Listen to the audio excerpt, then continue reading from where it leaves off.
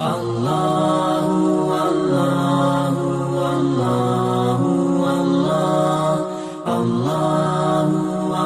بتائیے گا کہ یہ ایکٹ ہے، میں پڑھ رہا تھا کہیں کہ یہ ایکٹ کو آرڈیننس کے ذریعے منسوخ کیا جا سکتا ہے. بل کے اندر، ایکٹ کے اندر، آرڈیننس کے اندر کیا فرق ہوتا ہے، اور اس ایکٹ کو ختم کروانے کے لیے اس کے علاوہ کیا آپشنز ہیں ترمیم کے علاوہ؟ بہت اچھا سوال کیا ہے آپ نے، اور مجھے اب یہ موقع ملے گا اس سوال کے جواب کے نتیجے میں کہ میں کم از کم طبقہ علماء کو یہ سمجھا سکوں کہ یہ کیا چیزیں ہیں اور کس طرح انہوں نے پارلیمنٹ کے اوپر نظر رکھنی ہے. پارلیمنٹ کے اوپر دیکھیں، ایک ہوتا ہے بل مجوزہ قانون ہوتا ہے، تجویز شدہ قانون ہوتا ہے. کوئی حکومت اس کو انٹروڈیوس کر سکتی ہے، کوئی ممبر اس کو. حکومت جب انٹروڈیوس کرتی ہے، یعنی حکومت جب کوئی مجوزہ قانون لاتی ہے، اس کو بل کہتے ہیں، تو وہ حکومتی بل ہوتا ہے. کوئی ممبر پارلیمنٹ اب کوئی قانون مجوزہ قانون لاتا ہے تو اس کو پرائیویٹ ممبر بل کہتے ہیں. یہ پہلے پارلیمنٹ میں آتا ہے، پہلے پارلیمنٹ، اور پارلیمنٹ کے کسی بھی ایوان کے اندر آپ اس کو انٹروڈیوس کر سکتے ہیں. قومی اسمبلی میں بھی انٹروڈیوس ہو سکتا ہے، یعنی قومی اسمبلی سے بھی شروع ہو سکتا ہے اور سینٹ سے بھی شروع ہو سکتا ہے. قومی اسمبلی سے شروع ہوا اور پاس ہوا تو پھر سینٹ میں آئے گا، اور سینٹ سے شروع ہوا اور پاس ہوا تو پھر قومی اسمبلی میں جائے گا. جب دونوں ایوان اس کو پاس کر لے اور اس کے بعد وہ صدر کو جاتا ہے. پارلیمنٹ کا مطلب کیا ہے؟ پارلیمنٹ کا مطلب ہے سینٹ اور قومی اسمبلی پلس صدر، پریزیڈنٹ آف پاکستان. یہ تینوں چیزیں مل کر پارلیمنٹ بناتی ہے. دا سینٹ، دا قومی assembly and the president collectively وہ پارلیمنٹ کہلاتا ہے. ٹھیک ہے، تو اس کے بعد یہ بل ہے. تو یہ بل جب سینٹ سے یا قومی اسمبلی سے شروع ہو جاتا ہے، ایک ایوان سے پاس ہوتا ہے، پھر دوسری ایوان سے پاس ہوتا ہے، پھر صدر اس پہ دستخط کر لیتا ہے، تو یہ ایکٹ بن جاتا ہے. یہ قانون بن جاتا ہے. یہ قانون بن جاتا ہے. بل کا جو اگلا مرحلہ ہے وہ ایکٹ بن جاتا ہے. وہ ایکٹ بن جاتا ہے. بل جب منظور ہو جاتا ہے پارلیمنٹ سے اور صدر اس کو دستخط کر لیتا ہے تو وہ قانون بن جاتا ہے. اس قانون کو ایکٹ کہتے ہیں. یعنی ٹرانسجینڈر ایکٹ کا مطلب یہ ہے کہ یہ قانون ہے، منظور شدہ ہے، نافذ العمل ہے. ٹھیک ہے. تو یہ آرڈیننس کیا ہوتا ہے؟ جی، آرڈیننس ہمارے پارلیمنٹ کے، ہمارے دستور کے اندر آرٹیکل ہے 89 اس کے اندر یہ اختیار صدر کو دیا گیا ہے کہ ایمرجنسی کی حالت میں وہ صدارتی حکم نامے کے ذریعے سے خود قانون بنا سکتا ہے 120 دنوں کے لیے. اچھا. اور اگر ضرورت پڑے تو اس میں مزید 120 دنوں کے لیے توسیع بھی ہو سکتی ہے. یعنی 8 ماہ کے لیے صدر صدارتی حکم نامے سے عارضی طور پر قانون بنا سکتا ہے.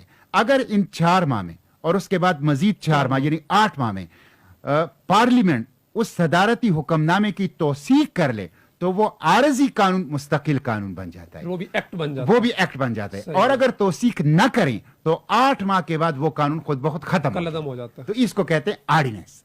تو فوری طور پر قانون سازی کا کسی صدارتی حکم نامے کے ذریعے عمل کو آرڈیننس کہا جاتا ہے. اور جب اس آرڈیننس کی توثیق پارلیمنٹ کریں تو وہ پھر ایکٹ مستقل دونوں ایوان. تو یہ جو اب میں کہہ رہا ہوں نا، اس کو کس طرح اب میں جو کہہ رہا ہوں کہ یہ جو بل ہے یہ تو بہت ہی خطرناک ہے. اور یہ تو سچی بات یہ ہے کہ قرآن و سنت کے خلاف، دستور کے خلاف اور ہماری خاندانی نظام کے خلاف. اس کا تو جو انڈیا میں بھی یہ بل نہیں ہے. انڈیا کی the most liberal law on Globe, دنیا کا سب سے لبرل لا ٹرانسجینڈر کا پاکستان کے اندر موجود ہے. برطانیہ میں بھی نہیں ہے. جیسے اسلامی ملک، ہاں، انڈیا میں بھی نہیں ہے، برطانیہ میں بھی نہیں ہے. یہ دا موسٹ لبرل لا ہے. تو پھر یہ شاہ سے زیادہ وفادار بن رہے ہیں. کسی ایک بھی مسلم ملک میں یہ نہیں ہے. کسی ایک بھی 60 مسلم ملک میں سے کسی ایک بھی مسلم ملک میں یہ لا نہیں ہے. تو اب اس کا طریقہ یہ ہے کہ فوری طور پر مجھ سے بات یہ ہضم نہیں ہو رہی. سچی بات ہے سینیٹر صاحب کہ انڈیا میں نہیں ہے اور خود برطانیہ میں نہیں ہے. انڈیا میں، پاکستان میں وہ کون لوگ ہیں جو کروانا چاہتے ہیں جن کے اپنے ملک میں نہیں ہے؟ دیکھیں، پاکستان میں تو ان 4 پارٹیوں نے یہ، میں نے وہ شری مزاری کی وہ سپیچ سنی جس میں انہوں نے کہا کہ صرف 5 ممالک میں ہے اور ہم اس پہ بڑی ہمیں فخر ہے اور بڑا انہوں نے پراؤڈ فیل کروایا خود کو. تو میں کہہ رہا شاید ایسی بات کر رہی ہے، لیکن آپ بھی کہہ رہے ہیں انڈیا برطانیہ میں نہیں ہے. دیکھیں، انڈیا میں جو قانون ہے اس کے اندر لکھا ہوا ہے کہ اگر کوئی اپنی جنس تبدیل کرے گا تو میڈیکل بورڈ کے سامنے پیش ہوگا. بالکل. اور اس میں میڈیکل بورڈ نہیں، صرف جو میں نے کہہ دیا سیلف پرسیوڈ، یعنی جو میرے خیالات ہیں. یعنی کل اگر وہ اپنے آپ کو کہیں کہ میں انسان نہیں ہوں، بکری ہوں. کل وہ اپنے آپ کو کہے کہ میں कुछ और ही फील कर रहा हूं, यानी ये तो कहीं नहीं है, ये तो तौहीन इंसानियत ये तो इसकी अच्छा बरतानिया में मजीद बढ़ गई है। बरतानिया में भी अगर जिन्स की आप तब्दील करना चाहें तो जब आप दरखास्त दे देते हैं तो दरखास्त देने के 2 साल बाद आपको इंतजार करना पड़ेगा। अच्छा। और उन 2 सालों में आपको किसी डॉक्टर के ऑब्जर्वेशन में रहना होगा और फिर आपको सर्टिफिकेट उस डॉक्टर का भी लाना होगा कि बंदा बीमार नहीं है, और आपको माहिर नफ्सियात से भी सर्टिफिकेट लाना पड़ेगा कि इसको कोई नफ्सियाती आरिजा और बीमारी नहीं है।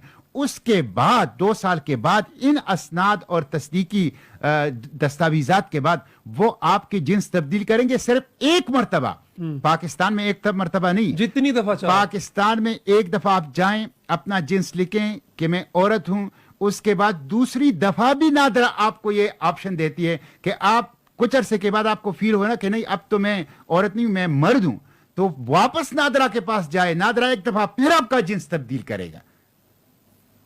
यानी बरतानिया में 2 साल अंडर ऑब्जर्वेशन रहेगा, एक दफा मौका मिलेगा, और इस्लामी जमहूरिया पाकिस्तान में डॉक्टर की सनद चाहिए होगी कि आप बीमार नहीं है नफ्सियाती होंगे, और पाकिस्तान में सिर्फ 3 साल में 28,000 लोग जिन्स तब्दील करवा के और बार बार तब्दील करवा सकते हैं।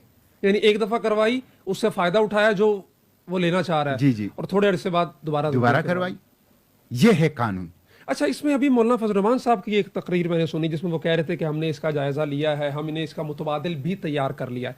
पहले तो ये बताइए कि आपकी, चूंकि नईमा किश्वर साहिबा ने भी आवाज़ उठाई जब वो आखिरी दिन तो उनकी तकरीर चल रही है, तो अभी उन्होंने KPK असम्बली में भी वो चली गई हैं, KPK में, तो वहाँ भी करारदाद दी, सेनेटर ताउर रहमान साहब ने सेनेट में दी, पंजाब असम्बली में मावियान साहब ने दी, कासिम फखरी साहब ने सिंध असम्बली में दी, तो इन सब के साथ कोई कोऑर्डिनेशन है आपकी?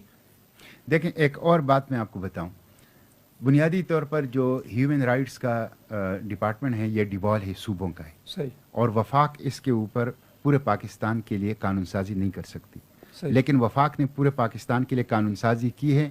सूबों ने, PTI की हुकूमत ने, जो उसकी खैबर पुख्तनख्वा में हुकूमत थी, उन्होंने उस असम्बली से करारदाद पास करके इस कानून को अपने सूबे में तोसी दी। तो एक तो ये, दूसरा ये तो कि पंजाब में सूबों ने की, पंजाब ने भी बुज़दार साहब के पंजाब ने भी तोसी दी। ठीक है, हाँ, तो एक तो ये है कि ये जो सूबों के अंदर रिजोल्यूशंस आए हैं, इस रिजोल्यूशंस की अब एक रिकमेंडेशंस तो हैं, अगर वो पास हो गई तो एक रिकमेंडेशन तो है, लेकिन चूंकि कानून मौजूद है तो इस कानून को ख़त्म करने के अब 2 रास्ते हैं। एक रास्ता है फेडरल शरीयत कोर्ट का, कि फेडरल शरीयत कोर्ट इसको कलअदम करार दें और फिर सुप्रीम कोर्ट भी एक तरह से उसकी तौसीक करे, लेकिन वो रास्ता बहुत लंबा है।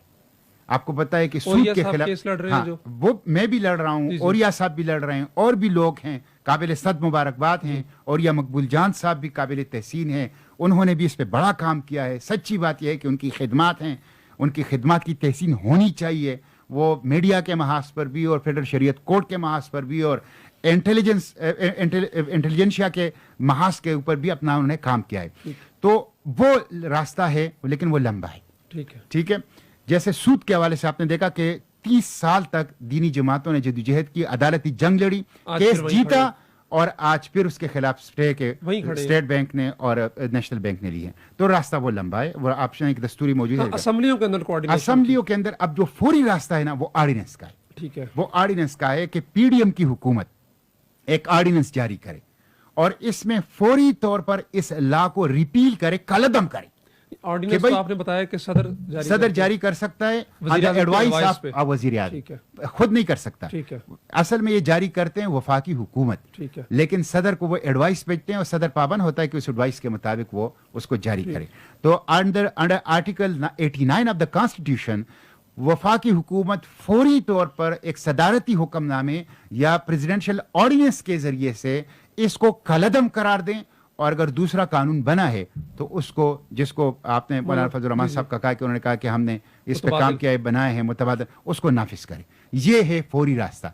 अगर फर्ज करें मुतबादल कानून नहीं बनाए तो हुकूमत ये कर सकती है कि मेरी ये तरामीम जो इस्लाह की तरफ कदम है, इस्लाह की तरफ कदम है, जिससे इसके शैतानी दांत और जिसका जहर वो निकल जाता है इस कानून का, वो कम अज कम ऑर्डिनेंस के जरिए से मेरी इन तरामीम को कबूल करें, ताकि वो खिलाफ कुरान सुन्नत और खिलाफ शरीयत اور خلاف اسلام جو دفعات ہیں اور خلاف دستور جو دفعات ہیں اس ایکٹ کے وہ ختم ہو جائیں. تو فوری راستہ یہ ہے. پھر تیسرا راستہ بھی ہے کہ حکومت جو ہے وہ میری امینڈمنٹس کو ایکسپیڈائٹ کریں, تیز رفتاری سے کمیٹیوں سے اور ایوان سے منظور کر کے قبول کریں. لیکن میں آپ کے توسط سے عوام کو, علماء کو یہ بات بتانا چاہتا ہوں کہ اگر ہم نارمل طریقے سے ایک نیا لا انٹروڈیوس کریں گے, ایک نیا قانون انٹروڈیوس کریں گے, وہ سینٹ یا قومی اسمبلی میں متعارف ہوگا, وہاں سے کمیٹیوں کو جائے گا, مہینوں کمیٹیوں میں پڑا ہوگا, پھر واپس کمیٹی سے اس ایوان میں آئے گا, پھر اس ایوان کے اندر اس کے اوپر ڈیبیٹ اور ووٹنگ ہوگی, پھر دوسرے ایوان میں جائے گا, وہاں سے پھر اس ایوان کی کمیٹی میں جائے گا, پھر مہینوں پڑے گا, پھر ایوان میں آئے گا, پھر ڈیبیٹ اور ووٹنگ ہوگی, پھر صدر کے پاس جائے گا. تو یہ بہت لمبا پروسیس ہے, یہ بہت لمبا پروسیس ہے. اور یہ جو خطرناک ہے, جس سے 28,000 لوگوں نے تو جون 2021 تک فائدہ اٹھایا ہے, اب تو یہ 50,000 سے بھی زیادہ بڑھ چکے ہوں گے. تو یہ شرمناک ہے, پاکستان کی قومی غیرت کے اوپر, پاکستان کے چہرے کے اوپر بدنما داغ ہے.